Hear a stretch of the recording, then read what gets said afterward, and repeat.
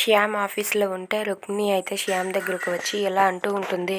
Hello sir, నేను మీకు విషయం చెప్పాలి అని అంటుంది. ఆ మాటలకు శ్యామ్ అయితే ఏంటి చెప్పు అనేసి అంటూ ఉంటాడు.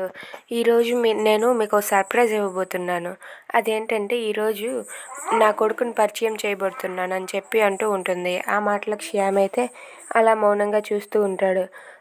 అవును, ఈరోజు నా కొడుకుని మీకు ఎలాగైనా సరే పరిచయం చేసి తీరుతానని చెప్పి రుక్మిణి అంటూ ఉంటుంది.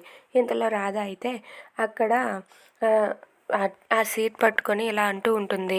ఎలాగైనా సరే పండు నాన్నని కనుక్కొని పండు నాన్నకి ఈ జరిగిన విషయం అంతా చెప్పి తన హెల్త్ గురించి చెప్పాలి, పండు ఆరోగ్యం మళ్ళీ బాగుండేటట్లు చేయాలి అని చెప్పి రాధ అయితే పండు వాళ్ళ నాన్న గురించి ఆలోచిస్తూ ఉంటుంది.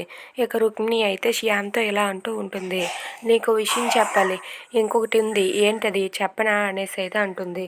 ఏంటి చెప్పు అనేసి శ్యామ్ అంటే, మనం విడిపోయాం కదా, విడిపోకముందే నేను ప్రెగ్నెంట్, మనం విడిపోయాక నాకు ఆ విషయం తెలిసింది అని చెప్పి అంటూ ఉంటుంది. ఆ మాటలకు శ్యామ్ అయితే ఒక్కసారిగా షాక్ అవుతాడు.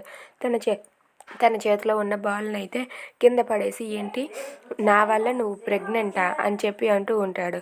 అవును, మన ఇద్దరికి ఒక కొడుకు ఉన్నాడు, ఆ కొడుకునే పరిచయం చేస్తానంటున్నాను అని రుక్మిణి అంటుంది. ఆ మాటలకు శ్యామ్ అయితే ఒక్కసారిగా షాక్ అయ్యి షాక్లో ఉండిపోతాడు. ఇక పండుని శ్యామ్కి రుక్మిణి పరిచయం చేస్తుందా? If you like this video, please like, share and subscribe. Thanks for watching.